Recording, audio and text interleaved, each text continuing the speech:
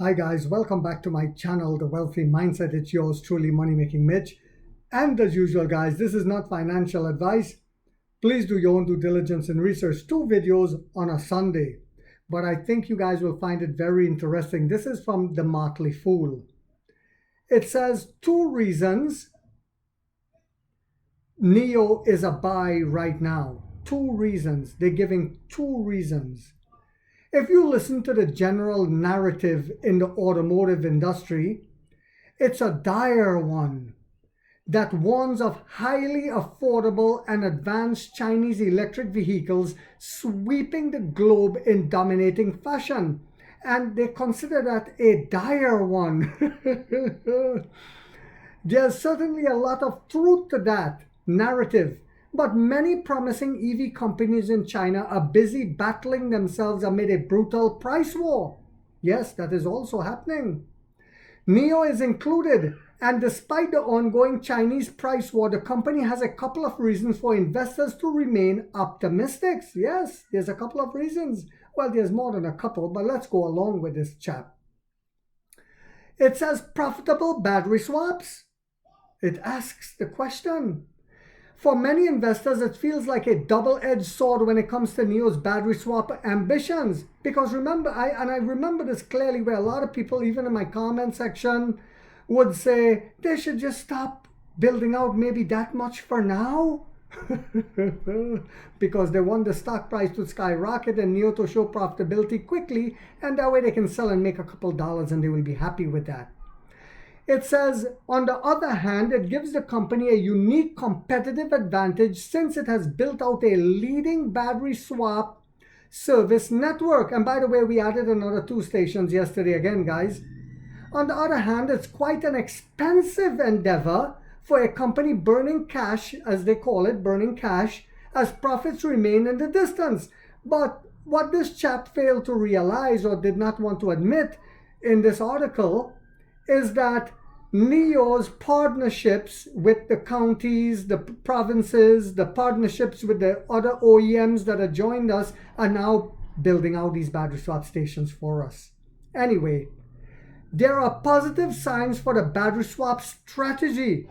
Excuse me, guys. Only recently, NEO saw demand for these services spike to a record high of 136,720 swaps in a single day on February 3rd.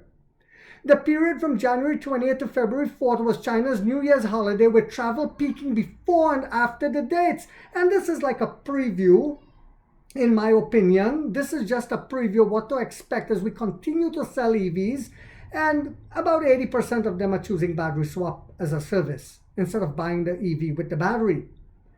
It says NEO provided over 1.7 million battery swaps, a strong 44% increase compared to the prior year.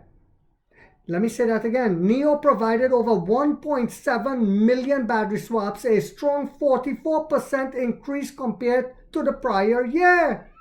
So next year around the same time, how much battery swaps you guys think we will do for that Chinese holiday? And how much we will be doing weekly and daily and monthly and yearly?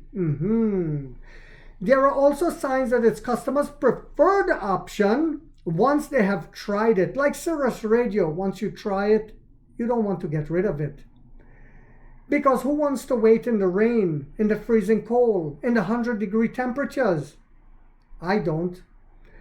During the previously mentioned time frame, 83.2% of the power added by NEO users on the highway came from battery swap stations.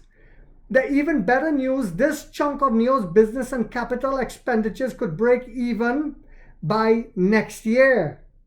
The problem with NEO's battery swap business currently is that there simply isn't enough volume of swaps to generate enough revenue to cover day-to-day operations. But we all know that's going to change this year, don't we, guys? With doubling the sales, with the battery swap enabled partners that are joining us and will be releasing their EVs. It says, Officer Stanley Q, a battery swap station can break even if it serves 60 to 7 motorists a day. And we know that's happening already in Shanghai. It's past that. It's become profitable. That's exactly what should happen according to the analyst team. As new brands and new models ramp up in production and deliveries, more NIO users will use the battery swap technology. Just a little common sense, not even critical thinking. A path to doubling sales. NIO has come a long way since launching the first ES8 premium SUV in 2018. The company now sells a list of options under its premium brand NIO and began deliveries of its second brand Envo late in 2024. Its third brand Firefly just began this year, continuing to accelerate production throughout the year. We also released the ET9. We're also getting ready to release the L90, and the L80 is coming. We're also getting ready to release the ES8. That's also coming. Its second and third brands are intended to open the door to a much larger addressable audience. And we saw at the Shanghai Auto Show what's going on with the Firefly.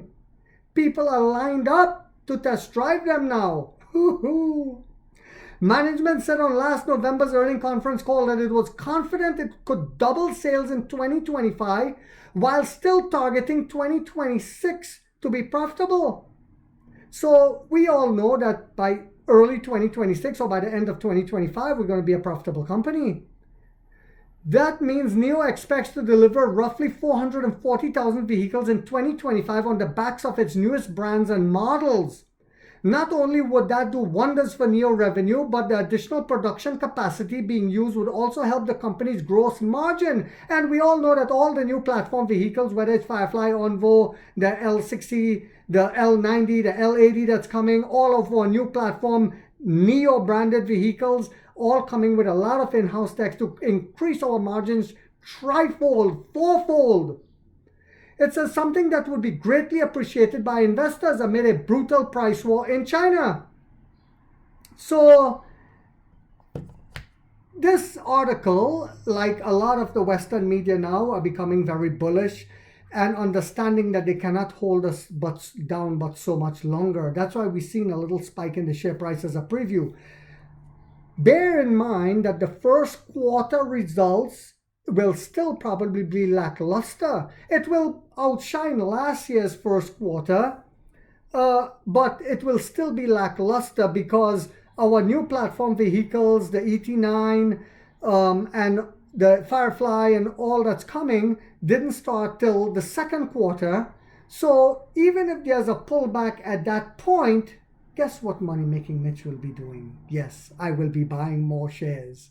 So I hope you guys found this video yet again to be informational, inspirational, and motivational on a Sunday. If so, guys, don't forget to hit that thumbs up. It takes a lot of time to do these videos and editing. And if you haven't yet subscribed, you might want to think about doing so, because in this channel, we are waking up the middle class for the first time to get a major piece of the pie from the ground level up as to how the game is played on Wall Street. And like 50 said, we get rich or we die trying, guys.